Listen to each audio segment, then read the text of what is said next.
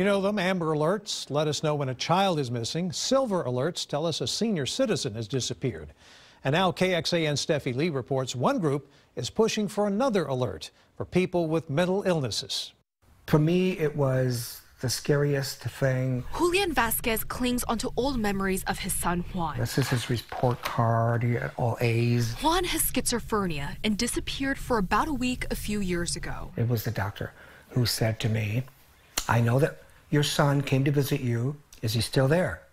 I said, "No, I sent my son home close to a week ago." Juan was 20, too old for an Amber Alert, and too young for a Silver Alert. Vasquez said he filed a police report and hung up flyers where his son's bus made stops. I went from Austin to Dallas. Right now, local police departments do all they can when they get a missing persons report. The greater the risk to the individual, the more resources we're going to call into play. What we're trying to do is give local law enforcement agencies the discretion to pass that information along to the state. The National Alliance for Mental Illness wants to see a statewide alert system that would apply to people of all ages with a mental illness who go missing. It's important that this is narrowly tailored, that it captures the people who are truly a risk of harm to themselves. The Texas Association of Broadcasters says narrow criteria is key. You certainly don't want to get to the point where alerts are so commonplace that people don't pay attention to them. While Juan is safe, his dad still wonders, what if? A system like that would have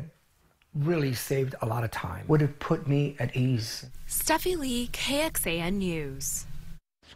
Nami Texas says the alert system they want to see would not apply to people with a mild mental illness who go missing for a short period of time and are not a risk to themselves or the community.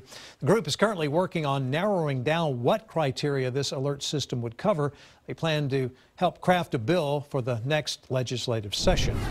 Among the rules for a child to be considered for an Amber Alert, they must be under 17 years old and disappeared unwillingly with a credible threat to their safety or health, or under the age of 13 and taken willingly or unwillingly without their parents' permission. Among the rules for a Silver Alert, they need to be 65 years or older, must have a diagnosed impaired mental condition, their disappearance must pose a credible threat to their safety and health. A request for an alert must be made in the first 72 hours of the person's disappearance.